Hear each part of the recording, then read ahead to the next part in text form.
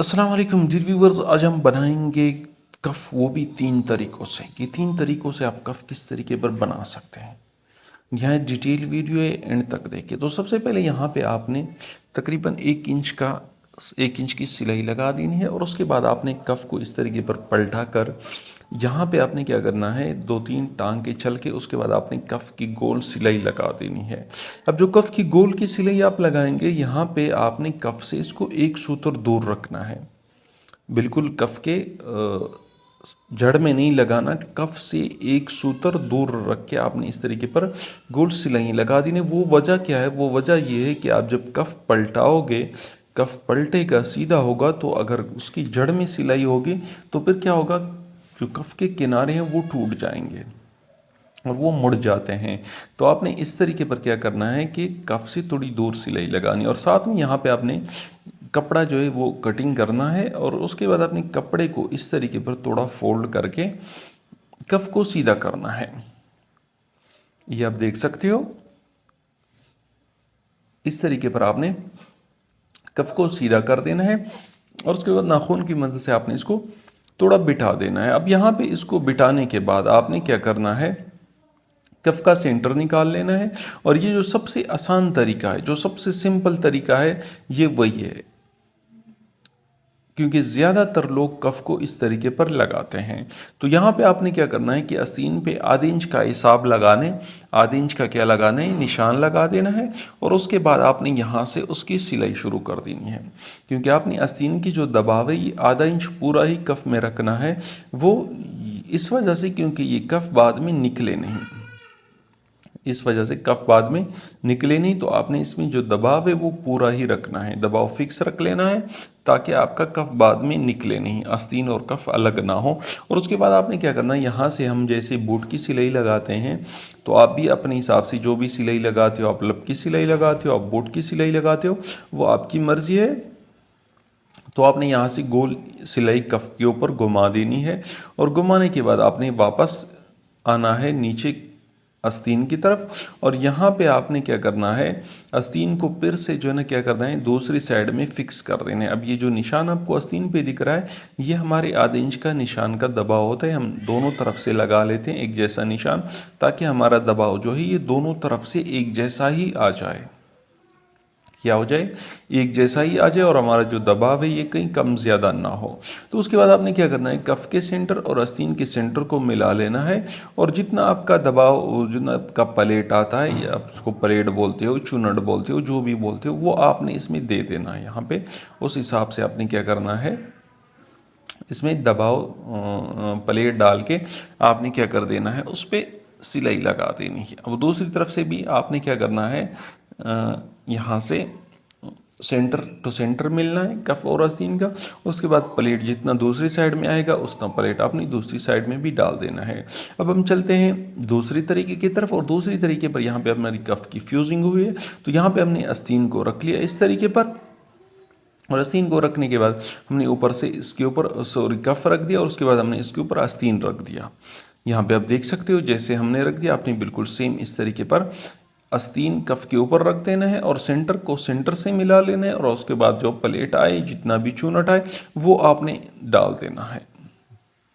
तो यहाँ पे आप देख सकती है, यहाँ पे हम इसको क्या कर देंगे, अब किनारे के साथ इसको फिक्स कर लेंगे, और साथ में जितना चूनट हमारा आएगा, प्लेट आएगा, वो हमने दूसरी तरफ से इसको डाल देना है। अब यहाँ पे प्लेट भी डल गई, और हमारा जो कफ है ये आस्तीन के साथ पहले से अटैच हो गया। बाज़ लोग इस तरीके से बनाते हैं, बाज़ लोग वो तरीका बनाते हैं, और बाज़ लोग जो तीसरा तरीका मैं बता रहा हूँ उस तरीके पर बनाते हैं। लेकिन सबसे ज़्यादा चलने वाला जो तरीका है वो पहले वाला है, लोग वो पहले वाले तरीके पर ही उसको बनाते हैं। अब यहाँ पे आपने इन दोनों जो है ना कफ की जो अस्तर है और कफ है, उसको आपने फिक्स पकड़ लेना है, और पकड़ने के बाद आपने यहाँ पे सिलाई घुमा देनी है। सिलाई जैसे कि मैंने आपको बताया था, सेम वही रिजल्ट होगा, सेम उसी तरीके पर आपने क्या करना है, सिलाई घुमा देनी है। और सिलाई जैसे कि मैंने आपको कहा कि कफ से 1 सूत्र आप बल्ले थोड़ा दूर लगा लो, ताकि आपका जो कपड़ा है ये थोड़ा एक्स्ट्रा हो, और आपका कफ पलटे नहीं, कफ के जो किनारे हैं ये पलटे नहीं और टूटे नहीं। तो यहाँ पे आप देख सकते हो हमने दूसरी तरफ से भी इसको इस तरीके पर गोल घुमा देना है सिलाई, और सिलाई घूमने के बाद यहाँ पे हमारा तकरीबन हो गया 99% काम कंप्लीट। अब यहाँ पे हम एक्स्ट्रा कपड़ा काट लेंगे। एक्स्ट्रा कपड़ा कटिंग करने के बाद हमने कफ को पलटा देना है। क्या कर देना है, कफ को सीधा कर देना है, और सीधा करने के बाद हम आगे चलेंगे और आगे जो होगा वो भी हम आपको बता देंगे। तो यहाँ पे हमने क्या कर दिया, फालतू कपड़ा काट दिया, उसके बाद हमने कफ को सीधा कर दिया। अब कफ जो है ये हमारे आस्तीन के साथ ऑलरेडी अटैच है। क्या है, अटैच है, तो हम इसको नाखून की मदद से बिठा लेंगे ताकि हमारे जो किनारे हैं ये बेहतरीन अपनी जगह पर बैठ जाएं। आप थोड़ा और मेहनत करना चाहो तो आप इसको इस्त्री लगा देना और भी खूबसूरती से किनारे बैठ जाएंगे।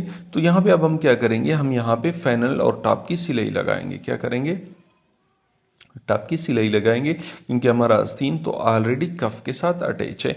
तो यहाँ से हम क्या कर देंगे, टॉप की सिलाई शुरू कर देंगे, और टॉप की सिलाई शुरू करने से बाद यहाँ पे हम जो किनारे हैं वो कपड़े के वो हम कफ में सही से एडजस्ट कर लेंगे ताकि कहीं कपड़ा जमा ना हो, कपड़ा कहीं ज़्यादा कम ना हो। तो यहाँ पे आप देख सकते हो इस तरीके पर आपने क्या कर देना है, यहाँ से आपने गोल सिलाई शुरू कर देनी है। यहाँ पे आप देख सकते हो आपने इसमें गोल सिलाई घुमा देनी है इस तरीके पर जैसे हम बना रहे हैं, सेम इस तरीके पर आपने इसको क्या कर देना है, एक बूट की सिलाई लगा देनी है। यहाँ पे आप एक बूट की सिलाई इस तरीके पर लगा दोगे जैसे हम लगा रहे हैं A to Z, आपने बिल्कुल यही तरीका अप्लाई करना है। तो यहाँ पे आप देख सकते हो आपने भी बिल्कुल सेम यही तरीका अपनाना है, और यहाँ पे आपने क्या कर देना है, फिर से ये किनारियों को सही से बिठा लेना है। बिठाने के बाद आपने यहाँ पे ये सिलाई नीचे से आगे तक कंप्लीट कर लेनी है, और कंप्लीट करने के बाद आपका ये दूसरा तरीका जो ये भी हो गया कंप्लीट। अब हमारे दोनों जो तरीके हैं ये तो हो गए, अब हम चलेंगे तीसरी तरीके पर। और ये वाला जो तरीका है और तीसरा वाला तरीका, ये दो और तीसरी नंबर का तरीका, ये यकीन कर बेहतरीन है।